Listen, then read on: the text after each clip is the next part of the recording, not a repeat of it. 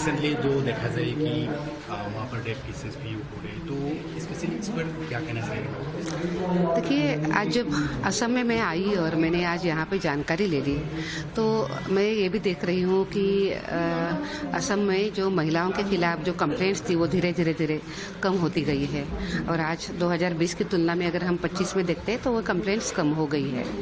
सरकार को, पुलिस को इस विषय में निरंतरता के साथ काम करना पड़ता है, तभी ये धीरे धीरे कम होती है। बट मैं ये भी कहूँगी कि ये कलेक्टिव एफर्ट्स है।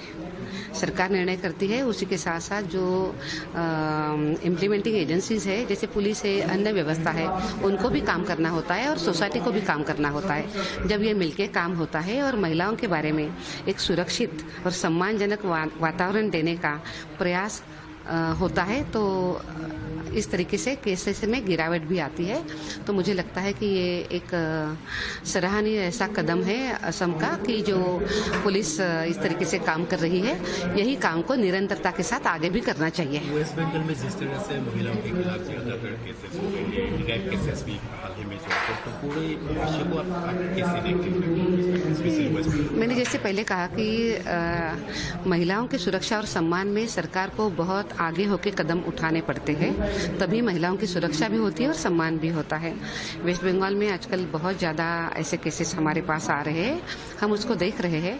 हमने स्टेट में भी हमने CS और DGP को हमने आग्रह किया है कि इन विषयों में वो ध्यान दे दे और महिलाओं की सुरक्षा किस तरीके से हो सकती है उसकी तरफ वो ज़रूर देखें, ये उनका काम ही है।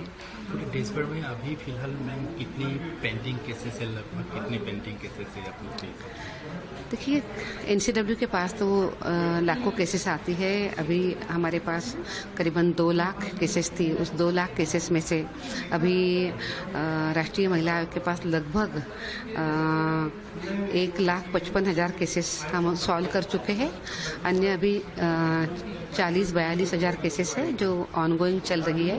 वो निरंतरता के साथ चलती रहती है। केसेस सॉल्व भी हो जाती है, नई आ भी जाती है, बट हम काफ़ी अच्छा प्रयास कर रहे हैं उसके लिए कि केसेस कम हो जाए।